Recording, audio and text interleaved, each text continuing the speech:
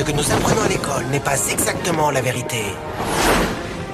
Et en plus, les sens nous jouent des tours. On doit se demander, quelle est la réalité dans laquelle on se trouve? Les physiciens modernes disent que ce ne sont que des ondes d'information. Dois-je les croire? J'espère.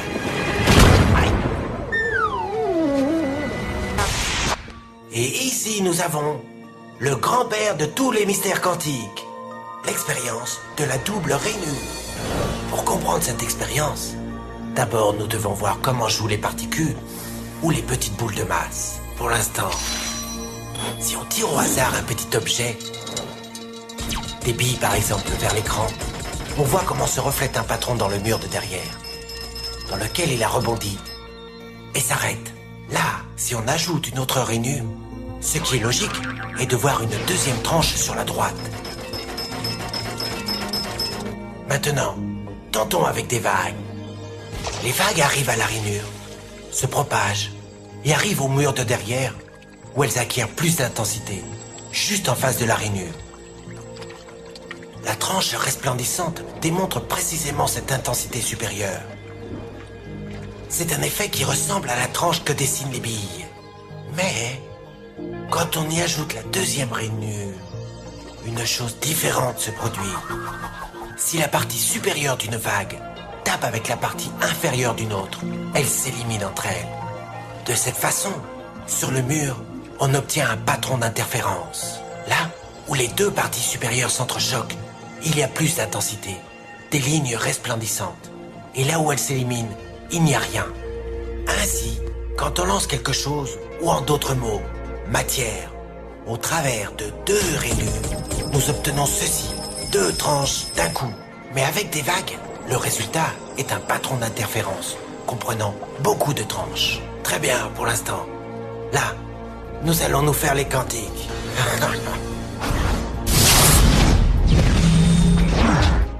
Un électron est un tout petit morceau de matière, comme une toute petite bille. Lançons une rafale au travers d'une rainure. Elle se comporte comme les billes, seulement une tranche. Si nous lançons ces tout petits bouts au travers des deux rainures, deux tranches devraient se dessiner comme c'est le cas des billes. Quoi? Un patron d'interférence? Nous avons lancé des électrons, des petits bouts de matière, mais on dirait un patron avec les vagues, et non pas comme avec les billes. Comment des bouts de matière peuvent-ils générer des patrons d'interférence, comme une vague? Cela n'a pas de sens. Mais les physiciens sont très intelligents. Ils ont pensé, peut-être les petites balles rebondissent les unes contre les autres et créent ce dessin. Donc, ils décidèrent de lancer les électrons un par un. Ainsi, ils ne pouvaient pas se porter préjudice les uns aux autres. Mais ils ont tenté le coup pendant 1 heure et ont vu le même patron d'interférence se créer. Nous ne pouvons pas ignorer la conclusion.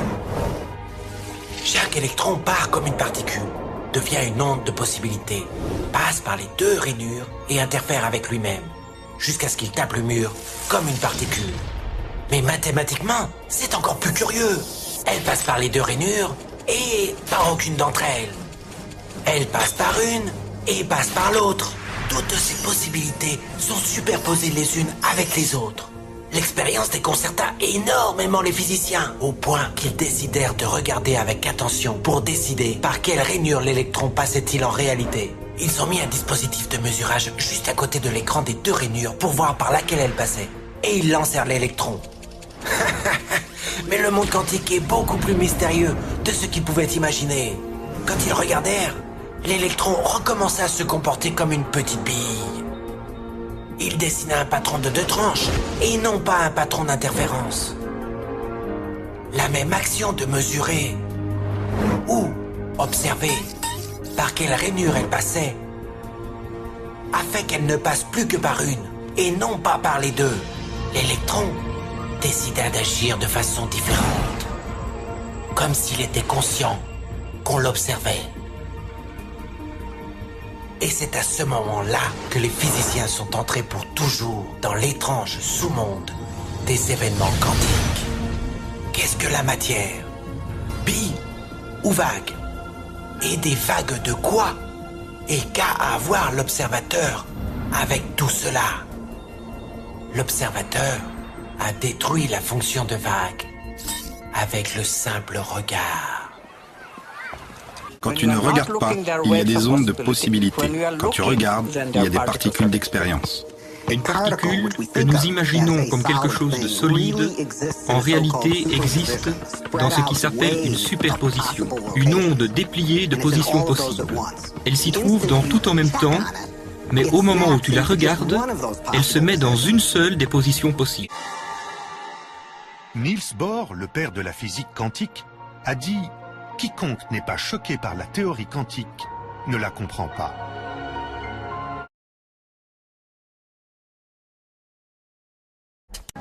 Mais le père véritable de l'étrange dans l'extravagant monde de la physique quantique est l'entrelacement.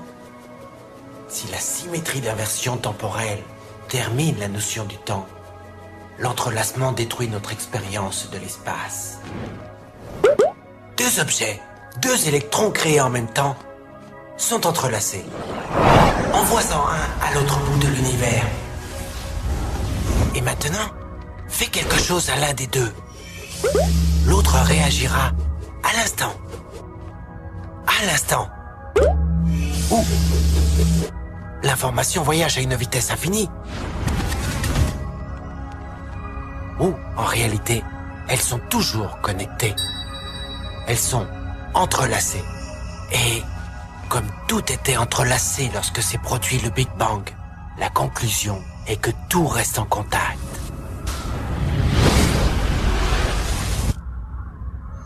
L'espace n'est que le conduit qui nous donne l'impression qu'il y a des objets séparés.